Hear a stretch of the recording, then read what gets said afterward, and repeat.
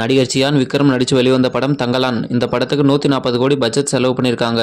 இது வரைக்கும் இந்த படம் பார்த்தீங்கன்னா வேர்ல்டு ஃபுல்லாக 55 கோடி கலெக்ஷன் பண்ணியிருக்கு. நடிகர் தனுஷ் நடித்து வெளிவந்த ராயன் படத்துக்கு 90 கோடி செலவு பண்ணியிருக்காங்க. இந்த படம் இது வரைக்கும் 150 கோடி கலெக்ஷன் பண்ணியிருக்கு. நடிகர் கமல்ஹாசன் நடித்து வெளிவந்த இந்தியன் 2 படத்தோட பட்ஜெட் 300 கோடி. ஆனால் இந்த படத்தோட கலெக்ஷன் 154 கோடி தான். நடிகர் பிரபாஸ் நடிப்பில் பேன் இந்தியன் ஃபிலிமாக ரிலீஸ் ஆன கல்கி படத்துக்கு 600 கோடி செலவு பண்ணியிருக்காங்க. இந்த படத்தோட டோட்டல் கலெக்ஷன் 952 கோடி. நடிகர் விஜய் சேதுபதி நடித்து சூப்பர் ஹிட்டான மகாராஜா படத்துக்கு 30 கோடி செலவு பண்ணியிருக்காங்க. இந்த படத்தோட கலெக்ஷன் அமௌண்ட் 90 கோடி. நடிகர் சூரி நடிப்பில் வெளியான கர்டன் படத்துக்கு 20 கோடி செலவு பண்ணியிருக்காங்க. இந்த படம் அவருக்கு ஒரு வெற்றி படம்னே சொல்லலாம். இந்த படத்தோட கலெக்ஷன் அமௌண்ட் 45 கோடி. நடிகர் சந்தானம் நடித்து வெளிவந்த இங்கே நான் தான் கிங்கு படத்துக்கு 12 கோடி செலவு பண்ணியிருக்காங்க. இந்த படத்தோட கலெக்ஷன் அமௌண்ட் 7 கோடி.